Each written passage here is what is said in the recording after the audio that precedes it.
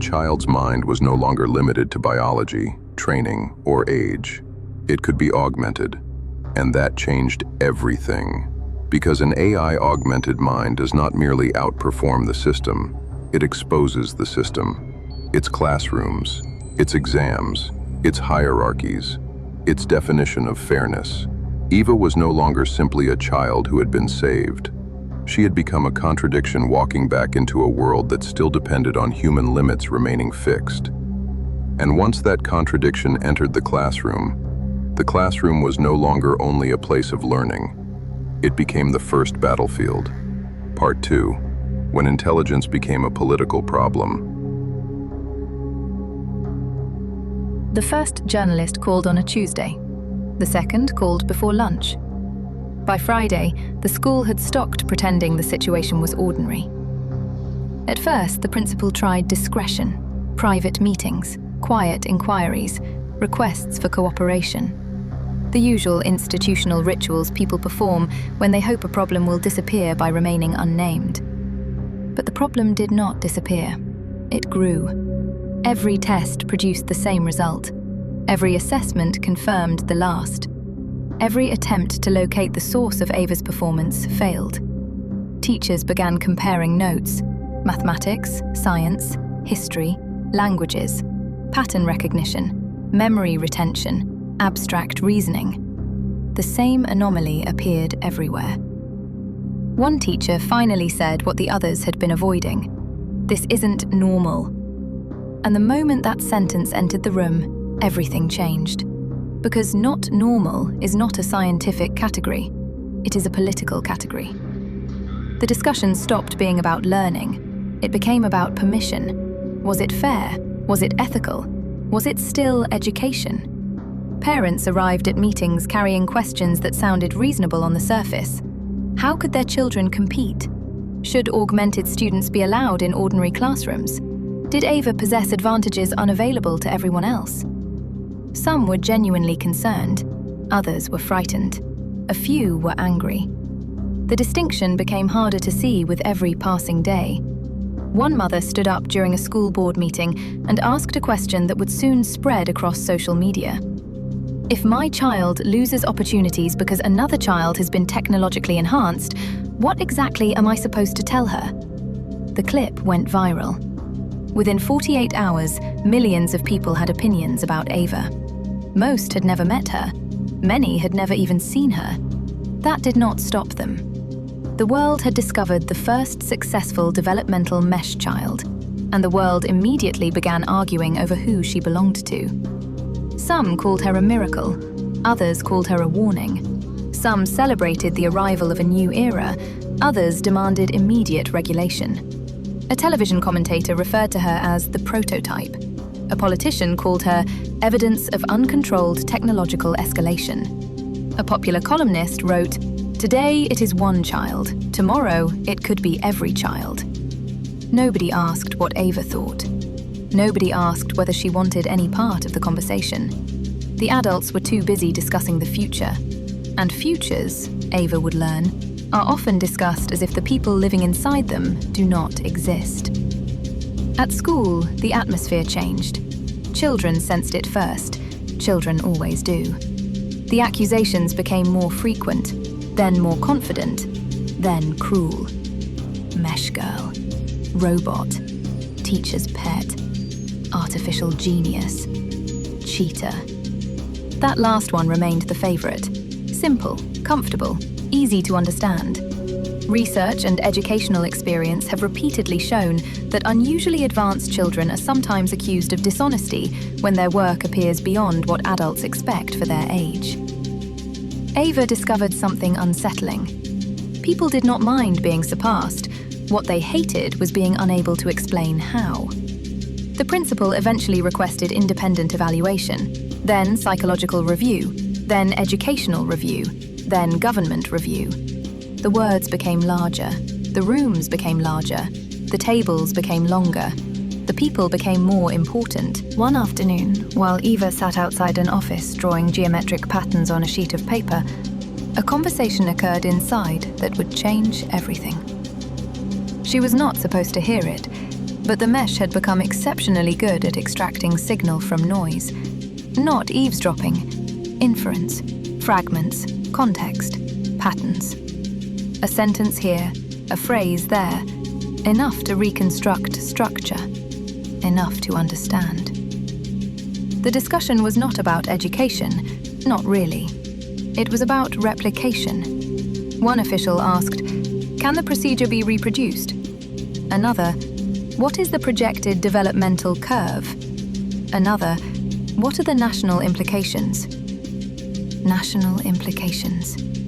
Eva was still a child, yet adults in government buildings were already discussing national implications. The realization made her feel strangely cold. The next phase arrived quietly. No cameras, no reporters, no dramatic announcements. Lawyers. The first envelope appeared on the kitchen table one rainy evening, then another, then 3 more. The family lawyer stopped smiling. The accusations were astonishing. Child abuse, unauthorized experimentation, developmental harm, violation of educational equity, creation of unfair academic conditions, psychological risk, social harm. The complaints contradicted one another so completely they would have been funny under different circumstances. One lawsuit claimed Eva had been damaged, another claimed she had been unfairly improved. One claimed she was a victim, another implied she was a threat. All agreed on one thing: the family should suffer consequences. That was enough. Eva's father spent evenings surrounded by documents. Her mother stopped sleeping properly. The kitchen became headquarters for a war nobody had volunteered to fight. And slowly, painfully, they began understanding something. The lawsuits did not need to succeed. They only needed to continue. The pressure was the objective. The exhaustion was the objective. The uncertainty was the objective. One evening, after the 4th consecutive week of legal meetings, Eva walked into the kitchen and found her parents sitting in silence, not arguing, not talking, simply staring at the accumulated paperwork. She had seen that expression before, years earlier, before the surgery, before Dr. Vale, back when the school had convinced everyone she was disappearing. The same look, different cause, same despair. Then the doorbell rang. Her father closed his eyes. Nobody moved. The bell rang again, slowly, patiently, as if whoever stood outside already knew they would eventually answer. Her mother opened the door and immediately froze. The man standing on the porch looked exactly as she remembered. Same dark coat, same calm posture, same impossible composure. The agent. The one who had appeared months earlier with an offer nobody had wanted to hear. The one who had led them to Dr. Arden Vale. Rain drifted quietly behind him. He seemed entirely unconcerned by it. "Good evening," he said. No explanation, no introduction, no urgency. As if he had simply stepped out for lunch and returned. Her father stood. "You have remarkable timing." The agent glanced toward the stack of legal documents. "Not particularly." Then he added, "Predictable timing." He entered only after being invited, the same way he had before, polite, measured, never hurried. He placed a thin black folder on the kitchen table. Nobody touched it. Finally, he opened it himself. Inside were copies of everything. The lawsuits, the media inquiries, government communications, research requests, corporate proposals, parliamentary memoranda. Documents the family had never seen. Documents they should not have been able to see. The future, organized neatly into categories. The agent looked at Eva, then at her parents, and for the first time, his expression became something very close to sympathy. The situation will not improve. Silence. Her mother asked the obvious question. What do they want? The agent considered, then answered honestly. Everyone wants something different. Such as? Research. He turned a page. Replication. Another page. Military application. Another. Educational control. Another. Commercial licensing. Another. Political advantage. The room became very quiet. Finally, Eva's father spoke. And what does the Veil Foundation want? The agent closed the folder. For several seconds he said nothing. Then, to prevent all of them from getting what they want. The answer hung in the room. Heavy. Dangerous. True. Outside, rain tapped softly against the windows. The agent slid a photograph across the table. Stone walls, Norwegian mountains, a bell tower disappearing into fog, a brass plate, St. Halvard House. We can make the lawsuits disappear. Nobody spoke. We can make the media disappear. Still nobody spoke. We can make the government lose interest. That finally made her father laugh, a tired, exhausted laugh. No one can make governments lose interest. For the first time, the agent smiled. It was not reassuring. It was the smile of someone who knew far more than he intended to explain. That depends, he said quietly, on the government. Then he looked directly at Eva. Not as an asset, not as a prototype, not as a precedent, as a child. And perhaps that was why she trusted him. The Foundation is prepared to continue your education. Eva stared at the photograph. The monastery looked ancient, remote, hidden, impossible. Far away from schools, far away from cameras, far away from lawsuits, far away from people who wanted something from her. The agent stood. The meeting was over. The decision had already begun. Before leaving, he paused beside the door. Then he said something none of them would fully understand until much later. The world believes Eva is the first. He opened the door. Cold air entered the room. Rain drifted beyond the porch light. The agent looked back one final time. The world is wrong. And then he was gone, leaving only the photograph and the beginning of a journey toward a place where children the world had misclassified had been waiting all along. The departure happened sooner than anyone expected. Publicly, the story faded. Journalists found newer controversies. Politicians found newer crises. The lawsuits slowed. The cameras disappeared. The attention moved elsewhere. Civilizations are often very good at forgetting what makes them uncomfortable. But forgetting is not the same thing as understanding. The Veil Foundation understood that. So did the individuals who had quietly financed its work for decades. People whose names rarely appeared in public records. People who preferred outcomes over recognition. Among them was a figure known only through Foundation archives as the Witness. No interviews, no speeches, no public biography. Only a simple conviction that extraordinary children should not be sacrificed to preserve ordinary assumptions.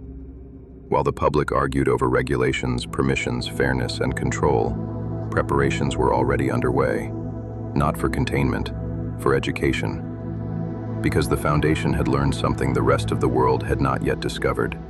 Children like Eva did not require protection from intelligence. They required protection from misinterpretation. A few weeks later, Eva departed for Northern Ark, far beyond the cities, far beyond the headlines, far beyond the institutions that had become fascinated with her existence while remaining largely indifferent to her well-being. There, hidden among the mountains and fjords of Norway, stood St. Halvard House. Officially, it was a school. In practice, it was a sanctuary for children the world had measured incorrectly. The instructors were unlike any Eva had previously encountered. They were not trained to normalize difference. Their work began from a different premise, that unusual cognition is not necessarily pathology, and that a child who sees the world differently should first be understood before being corrected. The students studied mathematics, science, history, and languages, but those subjects were not the true curriculum. The true curriculum was interpretation. How to understand one's own mind, how to navigate a civilization that often mistakes difference for deficiency, how to recognize manipulation, how to survive attention, how to remain compassionate toward people frightened by things they do not understand, and increasingly, how to work alongside the first generation of distributed cognitive systems emerging throughout the world. The artificial intelligences available to the students were primitive by later standards, yet they represented the first visible signs of a future in which intelligence would no longer reside exclusively inside individual human brains. The instructors did not teach obedience to those systems. They taught partnership, critical thinking, verification, and the ability to remain themselves while becoming something more. For many of the children, St. Halvard House became the first place where friendship did not require concealment. The first place where curiosity was not punished. The first place where they discovered others carrying similar wounds, different histories, different labels, yet unmistakably familiar. A new family began forming, not through blood or nationality, but through recognition. The world believed Eva had been removed from society. The truth was almost the opposite. For the first time in her life, she had entered a place where she genuinely belonged. Hidden among those mountains, beneath the protection of the Veil Foundation and the quiet patronage of the Witness, something unexpected began to happen. The children stopped learning merely how to survive and began learning how to become. What emerged from St. Halvard House would one day influence education, science, and the architecture of civilization itself. But that future remained invisible. For now, they were still only children. Children the world had misclassified. Children discovering that difference did not require solitude. And for the first time, they were not alone.